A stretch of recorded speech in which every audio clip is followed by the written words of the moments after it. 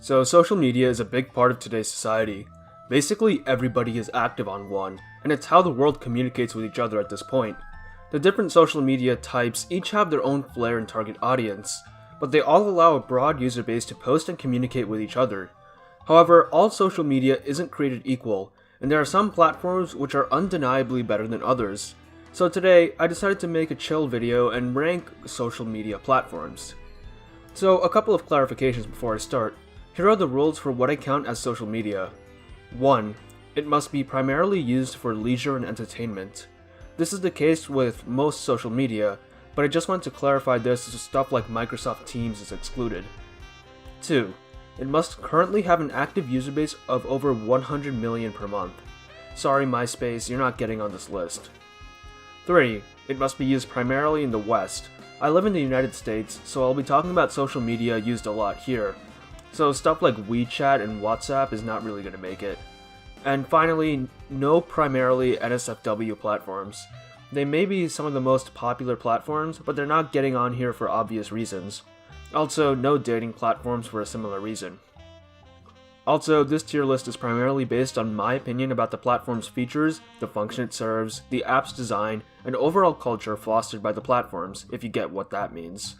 But I won't be taking into consideration any privacy concerns. I know a lot of people are concerned with some platforms harvesting data on users, and this is a valid concern. However, I won't be taking this into consideration for the ranking, because it doesn't necessarily affect the immediate user experience, and basically every platform does this in some capacity. Remember, this list is all about the user experience and how the user feels using the app. So let's get right into it. Here is the social media tier list. Whatever you say, boomer. Okay, boomer. So might as well start with the biggest social media of them all, Facebook. Facebook was pretty popular with the younger people back in the late 2000s and early 2010s, but we got bored with it later on. Ironically, it's mostly used by older adults now. The same people who warned us about Facebook back then are the same people who religiously use it now. But it is obviously used by a lot of them, as Facebook in 2020 has 2.7 billion monthly active users, which is insane. Facebook itself is a quintessential social media. Most of the time, your account is about yourself. You can post pictures and status updates on your wall. You can add friends to your account and make it so that only they can see what you post. This all sounds run-of-the-mill to us now, but keep in mind that this was one of the first ever social media platforms. Of course, it would define the conventions of social media in the future. Alongside personal pages, you can also make fan accounts and group accounts, which foster more interaction between people. Facebook also has a live streaming section, which seems to be decently successful. However, unless you're using it specifically for friends who are only on there, Facebook is basically irrelevant at this point, since there are much better alternatives for all of its uses. Facebook doesn't really do anything wrong, but a lot of the features are kinda outdated at this point, so I'm gonna give it a B rating.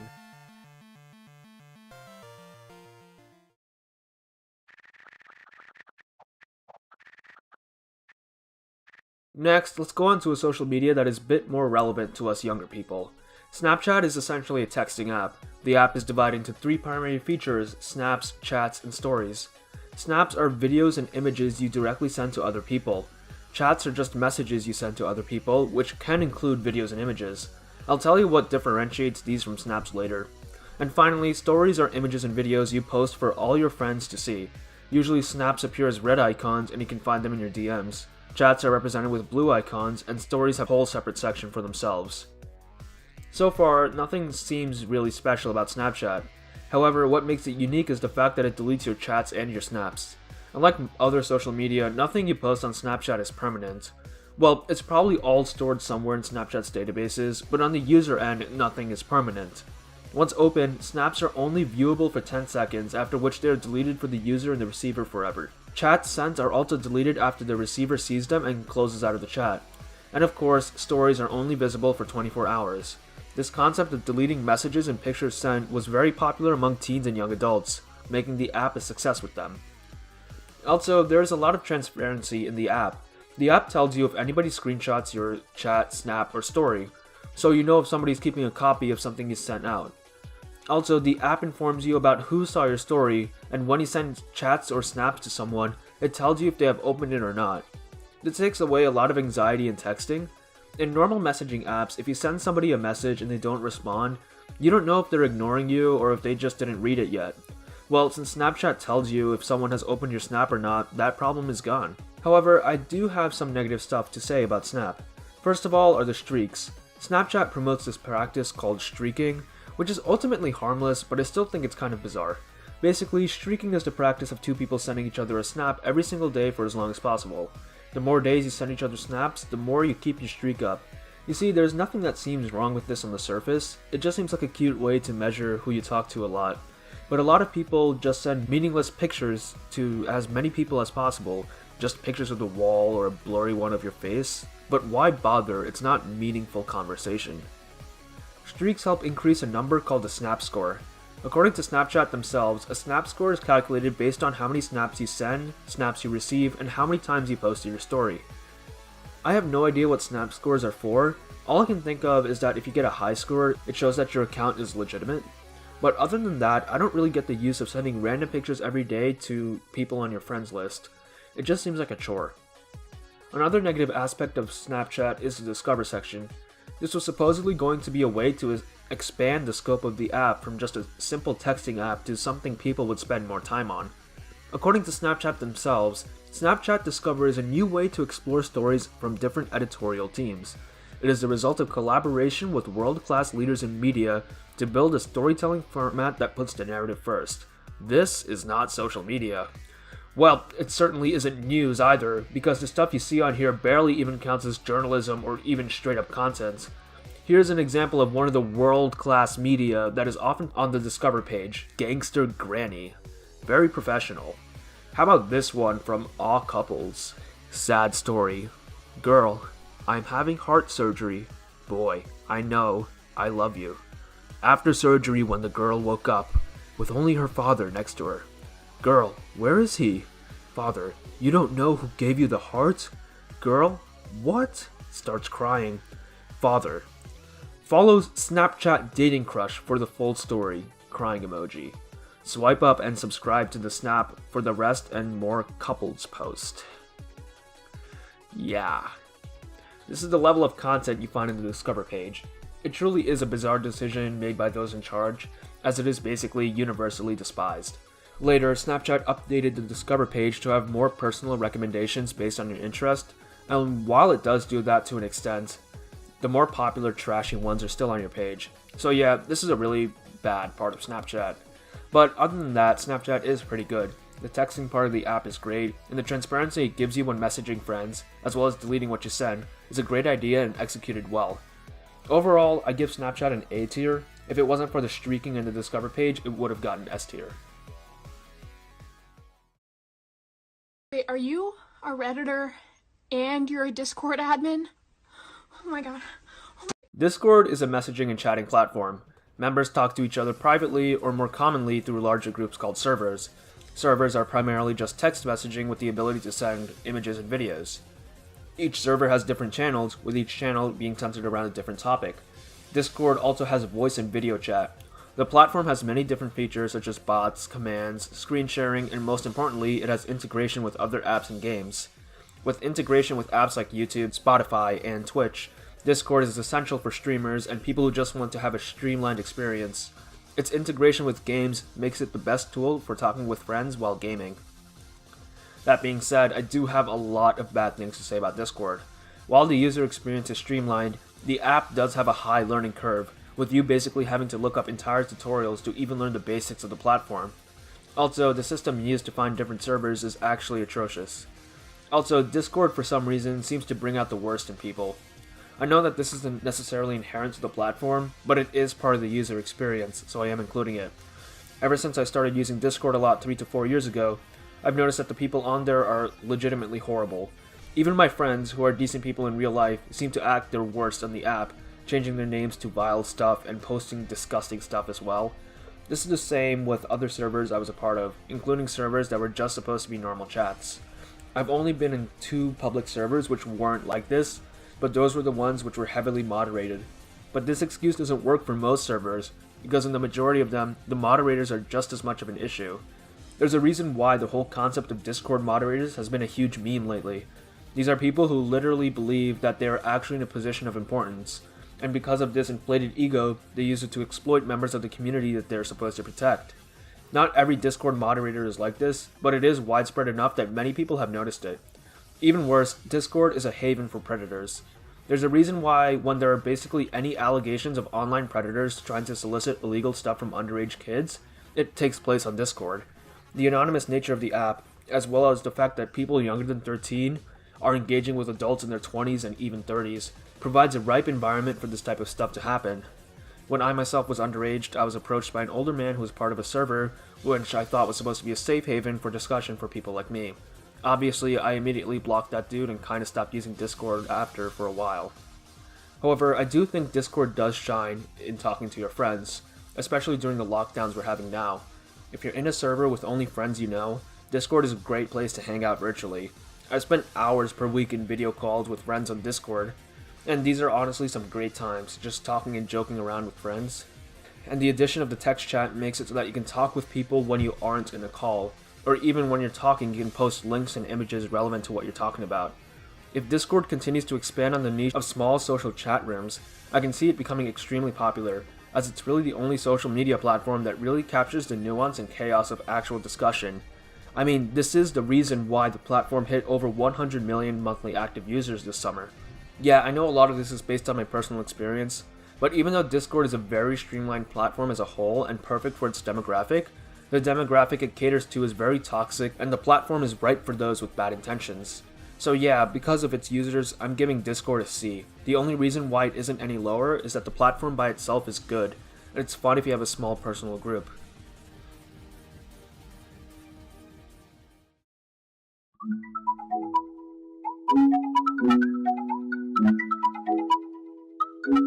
Twitter is a social media platform based solely around messages called tweets. Each tweet has a 140 character limit, but you can also add images, links, or videos to your tweet. On Twitter, you mainly follow individual people or organizations, and the traffic on the site is basically dictated by these groups. Twitter also makes extensive use of hashtags, which are words or phrases you can put in your tweet to categorize it. Hashtags are used to find what topics are trending on Twitter that day, and you can see which topics are most popular recently by looking at what hashtags are trending the most. Overall, Twitter is actually a decent platform. I actually do have a Twitter account, but I don't use it at all. I only went on it to do some research for this video, and I saw that people had mentioned me. I took a look at these mentions, and they were people praising my content and telling others to check it out. They also gave credit directly to my Twitter account, which I have no idea how they found considering that I never plugged it in any of my videos, and that I've never tweeted at all. But that was a nice surprise, so if you guys want to follow my Twitter account, link is in the description, and I actually might start posting on it if I get enough followers. Getting back on track, the main issue with Twitter is not necessarily the platform, but the people on it. You follow people on Twitter, and in Twitter's case this means that the people who dominate the platform are either celebrities or large organizations. Like, the only reason why I use Twitter is so I can follow YouTubers and stuff. Others use it to follow other types of celebrities. So these are the people with the majority of the followers on there, with normal people relegated to peasants who can only comment on their tweets hoping for some attention. Sometimes, people get lucky, and the replies to a celebrity get popular and bring them followers. However, the downside of this is that, in order to keep this following up, you are forced to reply to every single one of that certain politician's tweets as soon as he does so, even though he most definitely doesn't read your replies. This results in a downward spiral where you're doomed to reply to that politician with the same 20 unfunny jokes in order to keep your relevance. I know tweets can go viral and get a bunch of likes, but I don't see anybody really following people for one tweet. Also, I am aware that there are some meme pages and other stuff like that which get followers, but honestly, Twitter is not the best platform for that type of content. However, what does happen on Twitter is absolutely ridiculous. First off, you got the brand Twitter nonsense, where large corporations tell their intern to tweet out some stupid trending joke, so prepubescent teenagers can post a screenshot of it on Reddit, giving them essentially free advertising. The same goes for celebrities, whose Twitter pages are definitely run by their PR teams to make them seem relatable to the masses. This virtual caste system is reinforced by the policies of the Twitter developers themselves, who seem to only want their platform to be dominated by these PR stunts as they only give the blue checkmark, aka verification, to these brands and celebrities. Not even other people who have a big following, just them. Lemon has a great video on Twitter's verification BS if you want to go deeper into that topic. However, just because I've been crapping on the people at the top doesn't mean the people at the bottom are any better. Twitter is known to have one of the most toxic user bases of any platform, and these aren't people intending to be malicious in their toxicity. You see, when trolls on 4chan act toxic to other people, they know that they're being bad people. They just continue to do it because they get some laughs out of it due to their twisted sense of humor. When Twitter users act toxic, most of the time they do so because they believe that they're right.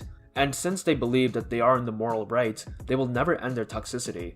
As the writer C.S. Lewis said, "Of all tyrannies, a tyranny sincerely exercised for the good of its victims may be the most oppressive.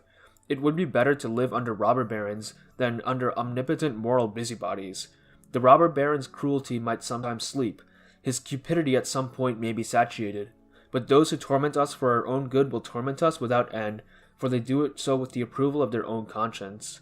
This quote describes Twitter's user base to a T. For example, when 12-year-old wannabe Fortnite pros comment "dead game" under every single Fortnite tweet, they aren't doing it to be edgy and controversial. They legitimately believe that the game is dead because the meta isn't the way they want it to be, even though this opinion is basically objectively false. Another, more relevant example is the politically woke Twitter crowd. Now, I know that the issues many in this crowd care about, such as feminism and racial equality, are pressing and serious matters which must be addressed. However, the way to address these serious issues is not through black wojaks. Twitter takes serious issues and trivializes them, fostering a culture of rage over these stupid things. They take these ridiculous actions which don't help any meaningful cause and celebrate it as an accomplishment for equality. As a result, actual causes for equality get buried under these non-issues. This mob supposedly fighting for justice, combined with the platform's feature of allowing users to basically create movements using hashtags, creates a place which is ripe for mob justice. Throughout the past decade, there have been countless examples of Twitter users on both political sides using the platform to harass people and ruin their personal lives. Obviously, in some of these cases, the people targeted genuinely were not good people and deserved the scorn of Twitter. However, in many other situations, Twitter's fury finds itself targeting undeserving victims. One example from the New York Times recounts the experience of two people during a tech conference. A man was sitting there with his friend and a joke came into his head about dongles, you know, the little attachment for iPhones? And with the weird name, you guys probably understand the type of joke he made. He whispered it to his friend and they both shared a quiet laugh. A woman in front of them, Adria Richards, stood up and took a picture of the two. She then posted it to her Twitter of almost 2,000 followers, claiming that the jokes these two men made were proof of the rampant misogyny present in the tech industry. Even though the man did say the joke, keep in mind that she didn't actually provide any proof that he did say it. So anyone who saw the tweet wouldn't have any evidence of these men actually being misogynistic. Despite that, the tweet went viral, and less than 10 minutes later, the two men who had made the joke were removed from the conference by officials working there, and they were asked to explain themselves. The next day, the man who made the joke was fired by his company, all because of that tweet. But he was not the only victim of this situation. Adria, who had posted the tweet, became a target herself when certain groups decided to harass her on Twitter, send her death threats, and people even doxed her home address and threatened to behead her. Now, whether you think either of these two deserved what they got is completely irrelevant here. The point I wanted to make was that Twitter, even more so than other platforms, provides the perfect mix of features to foster a hostile environment of mob justice, where people will be hell-bent on ruining a person's life because they disagree with them or for something they said. Twitter as a platform is very dangerous. So dangerous in fact that even Black Mirror has a whole episode dedicated to it, called Hated in the Nation. I won't go too deep into it, but the basic gist is that a malicious person starts using a hashtag on Twitter called #death2, and whichever person Twitter mentions the most using the hashtag will be killed that day. Using this hashtag, over 300,000 Twitter users targeted people who they believed deserved to die, including a reporter who criticized protesters, a celebrity who was mean to a fan, and a woman who took an insensitive photo of a war memorial. Even after the first person was confirmed dead, and it was known that the hashtag actually kills people, Twitter users continued to target people, because in their eyes, they were delivering justice upon people who deserved it. When you're just typing letters onto a screen, you don't see the consequences your actions have in person, so you still dish out punishment without thinking of how it really affects someone, or even if they deserve it at all. In the Black Mirror world, the punishment Twitter deals out is literally death. In our world, the punishment Twitter deals out is ruining someone's life by making them lose their jobs, harassing them, and destroying their social life, essentially making them wish they were dead. Twitter, to be completely honest, is a warning against toxicity in a social media platform, and for that reason, it gets a D. While cancel culture is not something inherent to Twitter, Twitter does have the features to make it easier, and it is the social media platform known for doing that type of stuff. Sticks the phone in my face. Let's put you on Reddit. Okay, now I think this may be a stretch for social media, but it technically still is one, so here it is. Reddit is weird for social media, because unlike most other platforms, you don't follow people, you follow topics of discussion.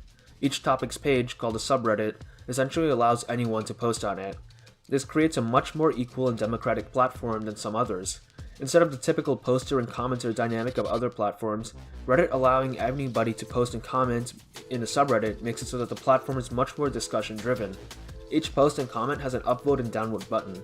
Every comment or post starts with one upvote, and each upvote given to you increases the number of upvotes you have. Likewise, a downvote decreases that number. The more upvotes you have, the more visible your post is on that page, and if you get enough upvotes, you might make it to the front page of the whole site. Upvotes and downvotes also affect the amount of karma you have. Karma is a number attached to your account, and it's a complete mystery as to how it is calculated. The basic gist of it is that your karma increases the more upvotes you get. Your karma is ultimately meaningless, and I think that it's just a scheme to get users posting and commenting on the platform more to increase their karma, which in turn gives Reddit more traffic and revenue. There is really no incentive for a user to get high karma, except for bragging rights, I guess.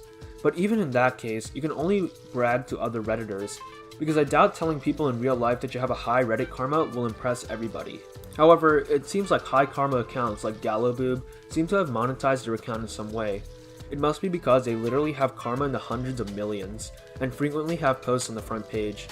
It also helps that Galloboob is a moderator of like all the biggest subreddits, so I think companies offer him money to subtly advertise them in the posts he makes. But then again, there's only like a 0.001% chance of a random user getting to this level, so the point about karma being useless stays. The aspect of Reddit, which I think makes it great, is the subreddit system. Since anybody can make a subreddit, it allows for there to be discussion forums for literally every single community or topic. For example, let's talk about Fortnite Battle Royale, since I know a lot of my subscribers are into that game. r/FortniteBR is the main subreddit for general discussion of the game. Then you have the Fortnite competitive subreddit for players who are into the more competitive aspect of the game. Then you have Fortnite Fashion, which is about making aesthetically pleasing combinations with the cosmetics of the game. Then you have Fortnite Leaks, which is discussion about leaked cosmetics, items, and updates. And that's just the tip of the iceberg when it comes to Fortnite related subreddits. The same goes for any community or topic. If you like something, chances are that there's a subreddit for you to talk with other people who enjoy the same things. However, a big negative of Reddit is the culture of the app and Redditors themselves. Notice that I differentiate between people who use Reddit and Redditors. People who use Reddit are just normal, everyday people who use the platform for entertainment. Redditors are those who take the platform way too seriously and even see it as a way of life. For some reason, these people think that Reddit is a superior platform, and that all other platforms are not as intellectual and cultured. I think this is in part to the fact that, once again, Reddit is a platform dedicated more to following discussion than certain people, so they think that it is better than someplace like Instagram, or they think people only get likes for being attractive. Due to this attitude, a lot of Redditors believe that they are part of an intellectual counterculture. You can tell that this is a really immature view, but most people who have this view are either high school band kids or neckbeard man children. Ironically, despite thinking that they are part of a counterculture, these Redditors are opposite of that. They are on one of the most mainstream social media platforms. Their favorite game is literally the most sold game of all time. Their favorite YouTuber is the most subscribed YouTuber on the planet. And their favorite actor is one of the most renowned and famous of modern times. They also hate the fact that big platforms like Instagram steal Reddit memes, despite the fact that most of Reddit's front page are just reposted screenshots of Twitter and Tumblr. Also, like Twitter, Reddit has a taste for vigilante justice. Thankfully, however, Reddit doesn't actually accomplish anything. Reddit has a weird hatred for the most random companies and things. For example, they hate EA for their bad practices, but they will also completely overlook other game development companies for similar practices. Reddit also hates Nestle for how they basically steal water from poor areas of the planet. Okay, Redditors are right for condemning that, so they make memes about how bad Nestle is as a way to fight back. Okay, that's also fine, we can't expect normal people to substantially fight back against a large company. But here's the kicker. There was a day when it was trending on Reddit to make memes hating on Nestle, and there was a bunch of popular anti-Nestle memes that day. The next day, when the stock market opened, some Redditors noticed that Nestle's stock price dropped from the previous day. Now, anybody with basic knowledge of the market can tell you that this is just a typical fluctuation in the price that happens every single day. But Reddit thought that this drop in price was because of the memes that they had made, and they celebrated the supposed victory. And furthermore, they even said that they continued making memes, they could drive Nestle out of business. Redditors are so egotistical about themselves that they think that their memes are powerful enough to drive a company out of business. This type of behavior amongst Redditors is so common that it has even garnered its own phrase, a Reddit moment. There are many examples of Reddit moments that you can find, but I'm going to share one more quick one. So in May 2019, Minecraft had its 10th birthday. To celebrate, Redditors decided to brigade the Fortnite BR subreddit and post a bunch of pro Minecraft memes on there. Not only is this stupid, it doesn't even celebrate the memories you made with Minecraft, so why even bother doing it? But anyway, due to their hatred of Fortnite Battle Royale, they went ahead with their brigading plan. But they were so stupid that instead of brigading r/FortniteBR, the Battle Royale subreddit, they brigaded r/Fortnite, the subreddit for Save the World, a completely different game. So yeah, they can't even get their target right. Peak Reddit moment.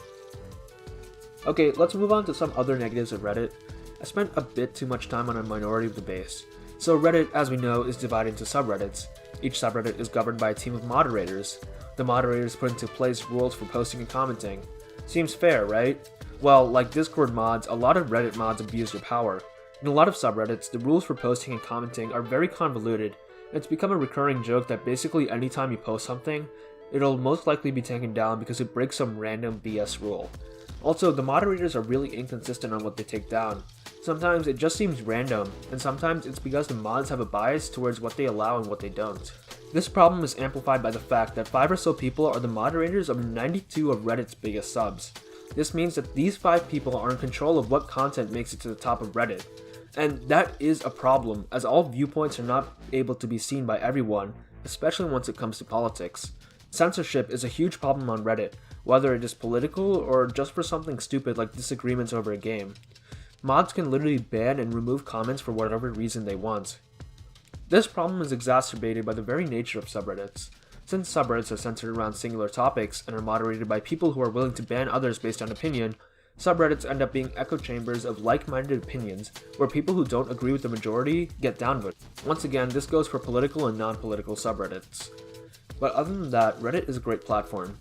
If you use it to find communities of people with similar hobbies and interests as you, Reddit is an amazing place to spend time on.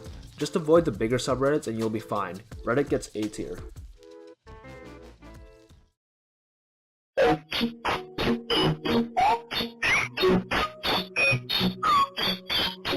YouTube. What can I say about it?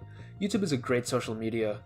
YouTube is a video sharing platform where users can upload their own videos to their accounts called channels.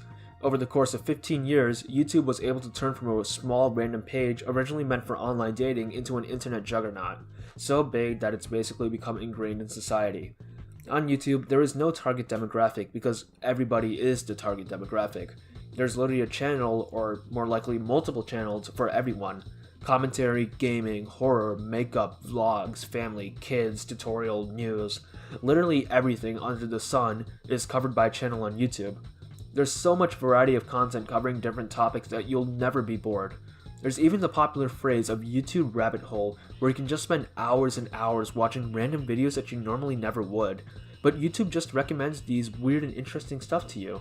I mean, I was just randomly browsing YouTube one day, and I found this masterpiece from a small channel. I peed on your wife, Robotnik. She's mine now. That's the law. Actual shit!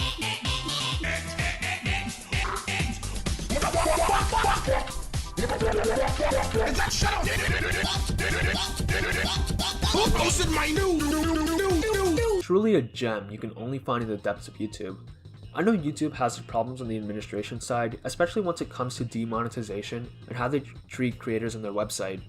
But overall, I think that the negatives of YouTube pale in comparison to the positive. Literally billions of hours of content on every single topic under the sun, available to us for free. YouTube is something greater than just a social media, and I think nobody would argue with me giving it S tier, the first on the list.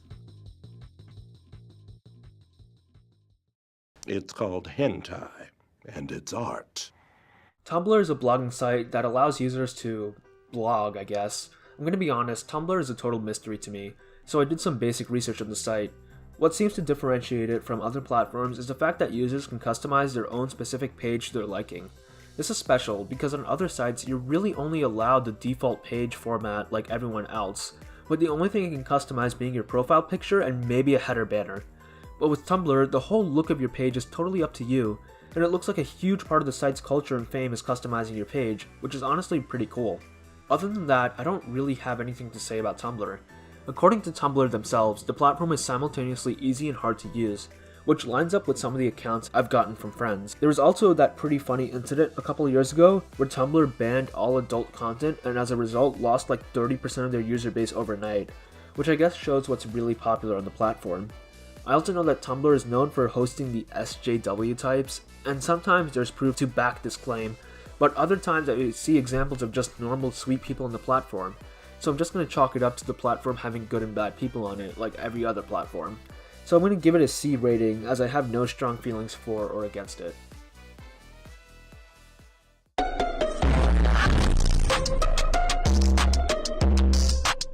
Twitch is a platform which specializes in live streaming. Viewers can tune into channels and watch a person live. There are different categories on Twitch, with the most popular being gaming and IRL, meaning in real life. Twitch is like YouTube in that you watch content from a creator, but it offers an inherently different experience.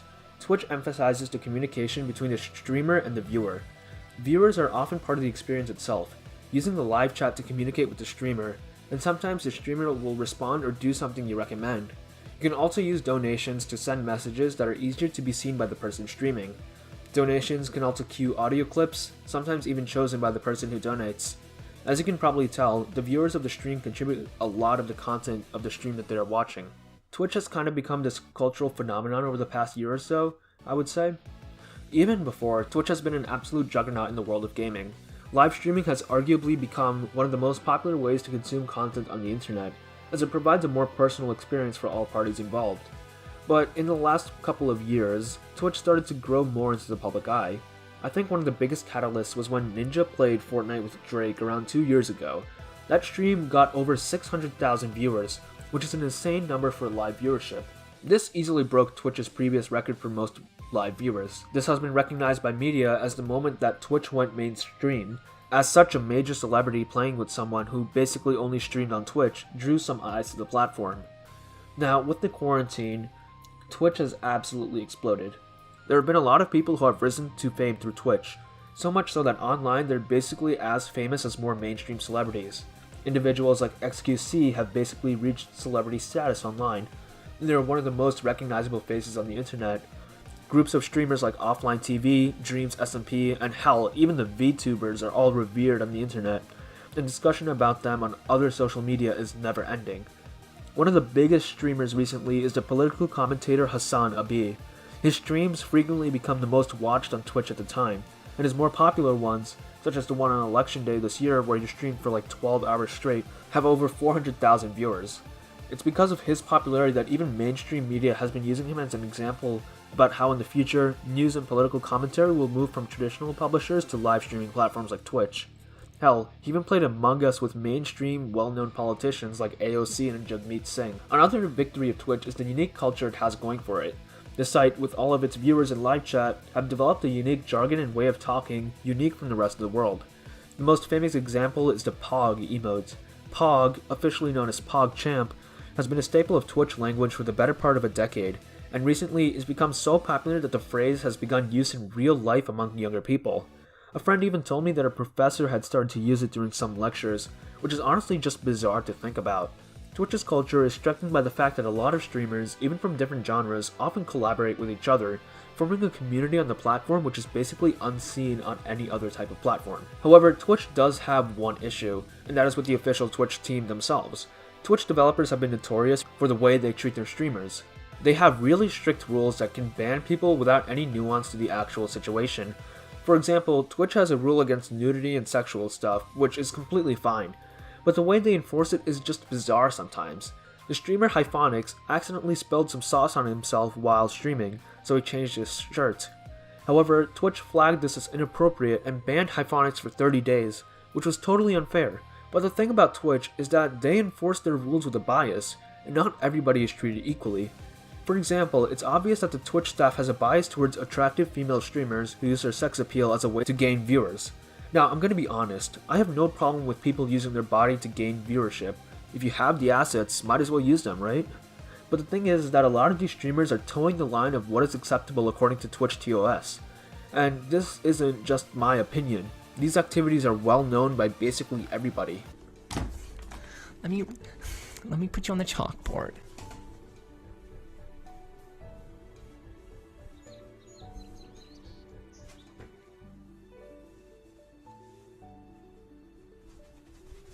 Whether or not you think this type of behavior is fine, it should be obvious that if the dude changing his shirt is considered inappropriate by Twitch, then the behavior these certain streamers exhibit certainly falls under inappropriate behavior. It's obvious that Twitch developers are playing favorites here and not applying rules equally. And while certain criticizers have made derogatory comments as to why these female streamers get a pass, the truth is that Twitch developers choose to ignore them because they make lots of money. Twitch's primary demographic are young teenage boys, who will flock to these certain streamers in droves. There's a reason why the term simp came from Twitch. It's because these young boys, and sometimes even grown men, watch the streams of these people for hours and even donate large amounts of money to them. This equates to more watch time and revenue for Twitch. Twitch developers are notorious for being awful with their community. They elevate some streamers to god-like status, but other streamers, even big ones, have their streams randomly taken down or their accounts banned without any warning or reason. It's so bad that it's basically universally acknowledged across the Twitch streaming community that the people working at Twitch are either idiots or straight up malicious. Another negative of Twitch is that it's basically a one-trick pony. It's known for just basically live streaming, and the reason why it's so successful is just because it's been there so long, and it won't be easy for people to move from it to another platform. Look at Mixer, for example. They had the full funding of Microsoft and were also able to get big streamers like Ninja to stream exclusively on the platform to boost viewership. But they still weren't able to overtake Twitch, and eventually they had to shut down. But I do think another company could be able to topple Twitch. I think that YouTube, if they put more polish into their live streaming service, especially in the chat capabilities, we can see people starting to move there. Even most streamers are looking for another reliable platform to stream on. Overall, Twitch is a great place and a bastion of internet culture. However, the administration of the website is incompetent at fairly enforcing rules, and it is easy for entire channels to get banned for the smallest of things. This situation is so bad that most streamers are either desperate for serious change or a new platform. This negative seems pretty major, and the platform isn't as versatile as others when it comes to content, so Twitch gets a B ranking.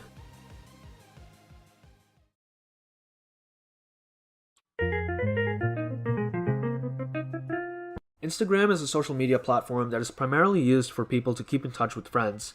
It's honestly like a modernized version of Facebook, which makes sense because Instagram is owned by Facebook. Instagram, like Facebook, revolves around personal accounts. However, unlike Facebook, Instagram only allows users to post images and short videos on their page. However, this limitation makes sense, as in the modern era, social media in the style of Instagram is really only used as a source for quick bites of entertainment, where these formats fit well. And even then, most people only post images on their page. Instagram allows you to follow other pages, and you can see whatever they post on your home page. There is, of course, a direct messaging feature as well, but that is basically expected at this point. Instagram is a widely used platform, and you can basically use it as a one-stop shop for catching up on different people.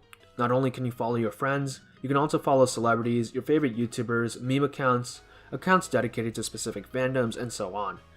Instagram also has a story feature, which takes inspiration from Snapchat's story features. It's basically the same thing. We're able to put text, an image, or a video which will only be able to be seen for 24 hours. During this time, your story will appear at the top of other people's pages, where they can tap on your profile to see what you posted. Instagram stories are great for the app, as they allow users to post stuff which they normally wouldn't find important or appropriate enough to post on their actual page.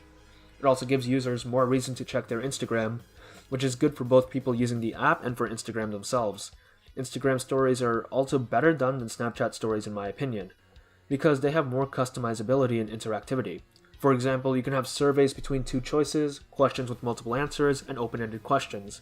You can ask people to ask you questions, and you can publicly answer those questions in a Q&A style.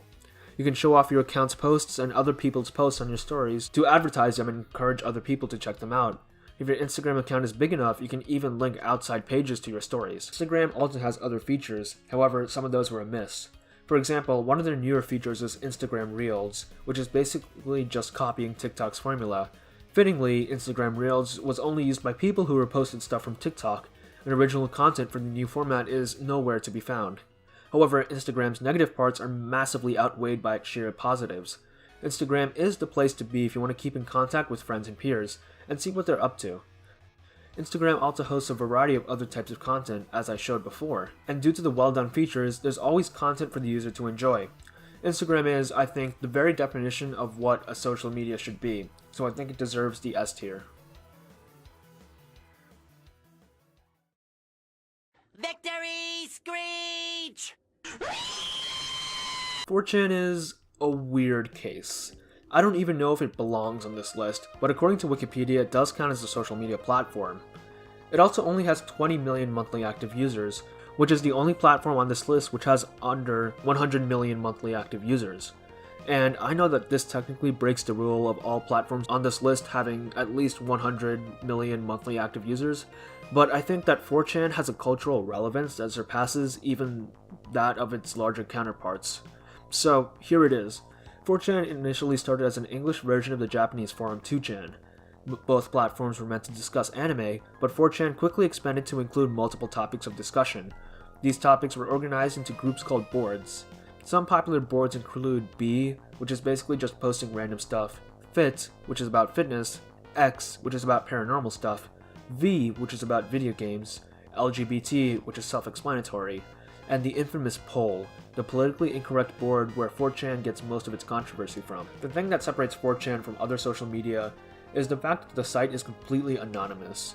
There are no accounts, no registration, nothing. On the user's end, all posts are completely anonymous, and every single user on the site is referred to as Anon. Due to the anonymity of the site, users often tend to speak their mind with no filters, and this has led to outsiders being worried about the content of the site. 4chan has a pretty bad reputation with outsiders.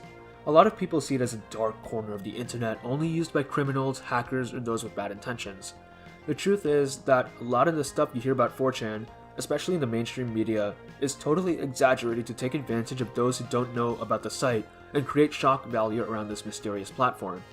But the truth is, 4chan is just a forum on the internet, which is much more lenient with what it allows users to say without accountability. This lends itself to both good and bad things. 4chan has done a lot of good stuff in the past, and they're more of mischievous pranksters than malicious criminals. I'm sure most of you are aware of the sad reality of people who abuse their pets and post footage to YouTube. Well, 4chan on multiple occasions has taken videos of people who anonymously posted cat abuse videos on YouTube, and used their detective skills to find what their true identity was and bring them to justice with proper authorities. Remember the Burger King foot lettuce guy? While it may have been a meme, the actual picture itself is pretty disturbing, as it shows an employee standing in a tub of lettuce with dirty shoes, which would later presumably be served to customers on burgers. The guy in the photograph assumed that he would never be caught, as he had taken and posted the picture anonymously. However, 4chan took the GPS data from the image's source code, used it to locate the Burger King the photo was taken at, and then informed that specific branch that one of their employees had done this. The branch found the employee responsible for the image and quickly fired him and threw out the contaminated lettuce, saving some customers from an upset stomach. 4chan also has several other really weird accomplishments under their belt. For example, one discussion about a time-traveling anime led to a user finding a mathematical proof for super permutations, which was a problem mathematicians were trying to solve for decades. In the actual paper detailing the proof, anonymous 4chan user was actually credited in the author section, which is honestly hilarious. 4chan also created an anime dating simulator called Katawara Shoujo, similar to other virtual novels. The catch was that the girls you date had various disabilities. Despite the fact that this seemed like a way for users to make offensive jokes at the expense of the disabled girls, the game subverted expectations by having the girls you date be completely competent and well off by themselves. They aren't treated as disabled people, just as normal girls who happen to have a disability, actually making the game one of the best representations of people with disabilities in media. 4chan is also responsible for some of the most iconic pranks and memes on the internet. One example is the time when 4chan spread the rumor that the iPhone 8 had a feature where if you put it in a microwave, it would charge. Obviously, if you tried this, your phone would be completely fried, but it was still funny to see gullible people fall for it and still think it was real even after their phone was destroyed. 4chan also hijacked a Taylor Swift charity to make a sick joke. In 2012, Taylor Swift said that whatever school got the most votes on Facebook would get a free concert from her. 4chan heard and decided to skew the results and make the winner of the free concert the Horace Mann School for the Deaf, which seems like a news article straight out of The Onion. But good came out of it, as Swift decided to donate to the school, and some other organizations donated as well, meaning that the school received $50,000, all thanks to 4chan. So the reason why I talked about this is to show you that 4chan is not necessarily all evil like some people believe. However, 4chan does have a dark side to it. Due to the fact that the page is anonymous and has little rules, a lot of people exploit this to post vile stuff, especially since 4chan is the only platform that would even allow such content. 4chan technically has rules, primarily not to violate US law or copyright law. 4chan claims that it has teams of moderators checking content to make sure it complies with rules, but the platform is extremely secretive about them, and their very existence is doubted. But we do know that people have been banned off of 4chan, and that just goes to show the extreme nature of some of the content on the site. One example is the stuff you can find on the B and poll boards. The poll, or politically incorrect board, is basically what 4chan is known for with outsiders. With the lax rules, users often express very racist and xenophobic views, with some even supporting the killing of minorities. In multiple cases, after major hate crimes have been committed, users on poll express their support for the vile people committing the crime. Meanwhile, over on the B forum, we see more disgusting stuff. B is just supposed to be a board of random stuff, so a lot of the stuff on there is completely normal and fine. But you can also find some completely vile content there. You can find the typical racism and bigotry, as well as gore and lewd drawings of children, and basically any other bad stuff you can think of. 4chan's dark history goes further than just blanket grossness. In late September 2015, a user posted a threatening message on 4chan's R9K board, telling users to avoid attending any school in the Northwest the next day. Most people thought it was just a dark joke and responded accordingly. Others took it seriously and either told him to reconsider or said that they would be watching the news, waiting to see what he did. One user took it absolutely seriously and explained to the original poster a detailed plan on how to efficiently kill everyone in a classroom. Unfortunately, the user turned out to be dead serious. The next day, on October 1st, 2015, the man who had made the post on the 4chan board entered the campus of Umpqua Community College, where he was a student. He would then enter a writing class, and killed 9 and injured 8 using his handgun. Even worse, according to accounts made by survivors, the method he used to execute people matched the one which was detailed to him by the 4chan user on the post he had made the night before. What happened that day at the community college was a horrible tragedy that destroyed lives, and 4chan was partly responsible for making it so deadly. Overall, 4chan is very much a mixed bag. As a platform which prides itself on free speech without consequences, 4chan is home to many great posts made by great people. Hell, the platform is responsible for a lot of the modern internet culture. The practice of rickrolling, which has been a staple of the internet for years, originated on 4chan. That's just one example. But with the freedom 4chan gives its users, there are some who abuse it, and these malicious users can create some disastrous consequences. Overall, 4chan isn't the problem, people are. But 4chan allows those people to do this vile stuff. So overall, I think I should give it a C, since while good things have come out of it, bad things have as well. Oh shit, I put Reddit above 4chan. I'm gonna get doxxed, am I? Alright, I'm putting 4chan in S tier now. Please, oh great hacker Anon, don't dox me. Here's my brother Luigi now to tell you a whole heap of a spaghetti pile of information. Hello, Mario. Now, to go from the platform with the most infamy to the platform with no infamy. In fact, Quora has nothing remarkable about it at all. It's basically Yahoo Answers, but without the Yahoo logo. Surprisingly, Quora has a monthly active user base of 300 million, which is honestly astounding for such a bland platform. Quora just seems like if r/AskReddit was its own social media platform.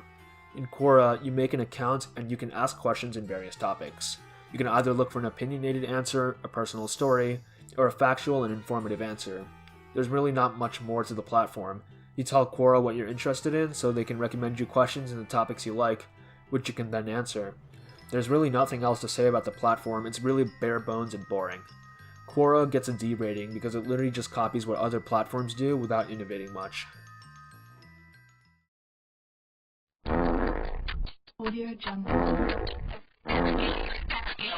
Okay, this might be a controversial opinion, but I love TikTok. I'm going to try and keep the reasons short because this video is getting pretty long, but here's the gist of it. I believe that TikTok is the future of social media and entertainment. TikTok is a platform where you can create and share short videos. You can lip sync, dance, or just talk and make skits. With how short the videos are, it creates bite-sized entertainment you can enjoy quickly. TikTok is hated on by a lot of people for some reason, but I don't really see where the hate comes from. There's a lot of variety of content you can find on TikTok, and there's some hilarious stuff on there.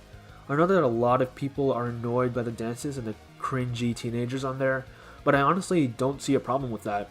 I feel like TikTok has created a way for people to tap into their inner creator. Not everybody has the time to make high quality YouTube videos or stream for long hours on Twitch. But TikTok, just dance to a song you like and upload that shit. It may not be the best, but at least you had fun doing it, and that's what matters. Back when schools were still open last year, it was nice walking around the halls after hours and just seeing some people making a TikTok for fun. It fosters a nice culture, and as a result has gave us some of the best trends for the past couple of years. TikTok's algorithm is also something I'm impressed by. TikTok tracks what you watch and how long you watch certain videos, and using its AI, it is able to recommend you videos that are specifically tailored to you.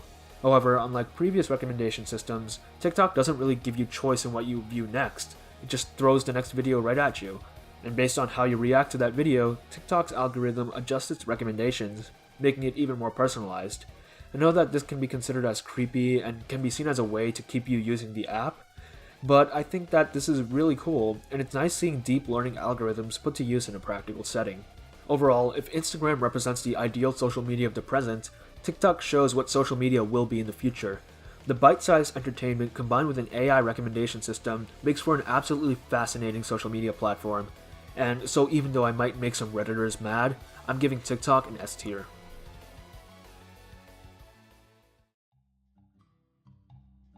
So there we have it, all the social media platforms ranked. And we didn't even have to use the F tier. Nice. Wait, what's that? We didn't include all the platforms? So what are we missing?